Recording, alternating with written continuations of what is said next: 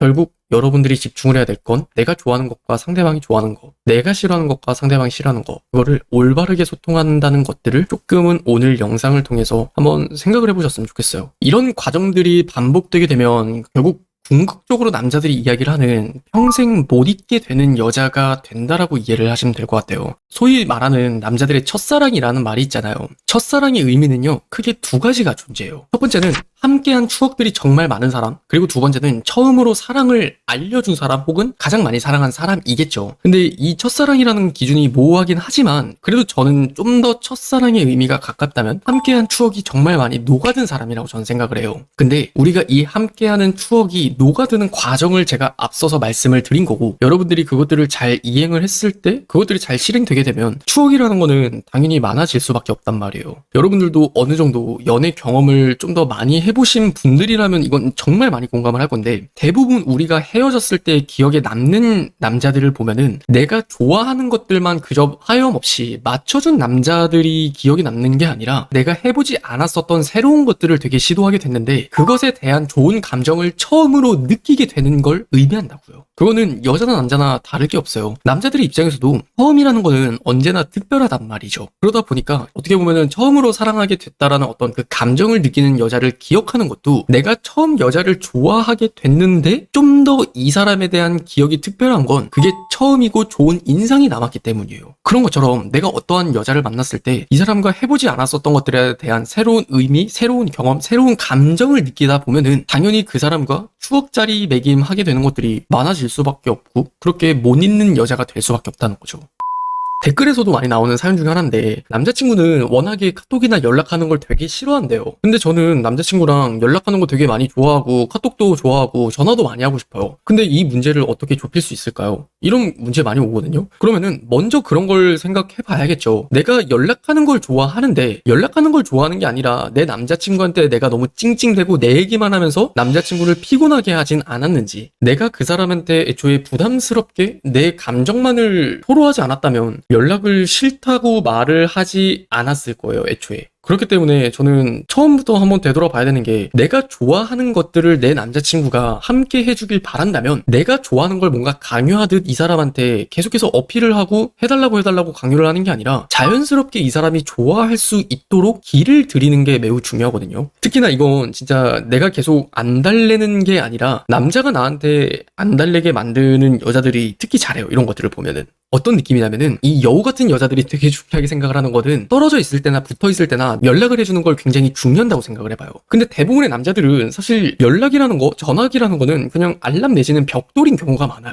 근데 어떤 여자를 만나느냐에 따라서 그냥 그 핸드폰이 벽돌로 남아있는 게 있는 거고 정말 통신 수단이라는 게 되기도 하는 것 같아요. 구체적으로 얘기를 해보면 이 여자들은요, 애초에 남자들과 연락을 할 때부터 나는 연락이 잘 되는 걸 매우 중요하게 생각을 한다. 남자친구를 만날 때 연락이 잘 안 되면은 되게 불안해져서 혼자 조금 생각하고 혼자 정리를 하는 편이다. 약간 이런 식으로 내가 연락을 얼마나 중요하게 생각을 하는지를 그걸 논리적으로 이야기를 잘 해주는 거예요. 그럼 남자들 입장에서는 그것들이 학습이 되거든요. 아, 이 사람은 확실히 연락을 되게 중요하게 생각을 하는구나. 우리가 더 좋으려면 연락을 잘 해줘야 되겠구나. 그리고 그것들이 몇 차례 수십 차례 반복이 되면서 연락을 잘 하다 보면은 진짜 이 사람이 연락하는 걸 되게 좋아하네? 그렇게 되면은 내가 해보지 않았던 것들에 대한 새로운 경험을 하게 되고 그 경험이 굉장히 긍정적인 기억으로 남게 돼요. 그럼 우리는 그 긍정적인 기억을 통해서 원래는 그러지 않았던 사람이지만 그렇게 됐던 사람으로 서로가 서로에게 맞춰지듯이 자연스럽게 맞물린단 말이에요. 대부분 연인들이 헤어지는 이유가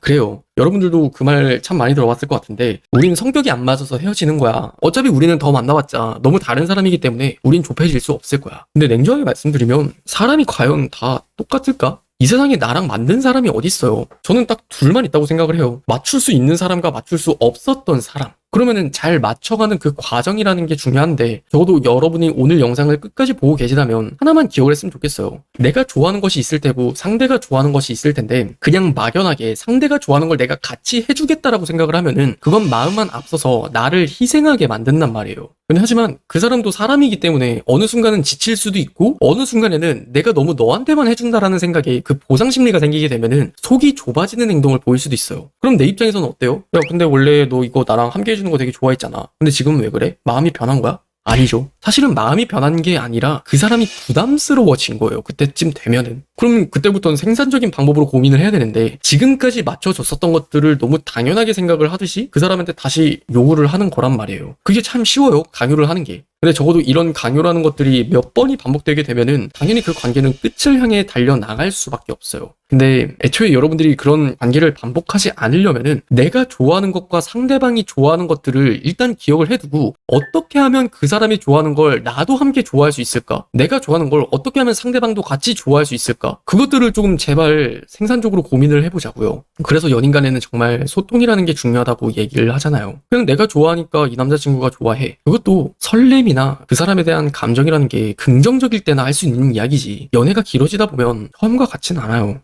이거 연애하면서 굉장히 많이 나오는 얘기거든요. 유진님, 성향 차이는 어떻게 생각을 하세요? 예를 들어서 저는 여행하는 걸 엄청 좋아하는데 남자친구는 집돌이에요. 지금은 서로 좋아하니까 맞춰가고 있는데 결혼을 생각했을 때 부딪힐 것 같아요. 팩트를 말씀을 드릴게요. 나는 집돌이 스타일이라고 했을 때 그건 나의 습관인 거지, 여자친구가 내가 좋아하지 않는 곳에 데려가고 내가 싫어하는 곳에 자꾸 여행을 가면 이게 싫지 않을까? 그리고 반대로 여행을 가는 걸 좋아하는 우리 여자친구 입장에서도 남자친구가 그냥 정말 한량처럼 아무것도 하지 않고 집에 있는데 나랑 같이 있자 그래요. 그러면 내가 그게 즐거울까? 어떤 이야기를 하고 싶은 거냐면 우리가 다른 기질이라고 하는 사람들이 있어서 서로가 다른 것들을 또 새로이 경험을 했을 때 그것들을 좋아하게 되는 경우도 우리 연애에는 다분하단 말이에요.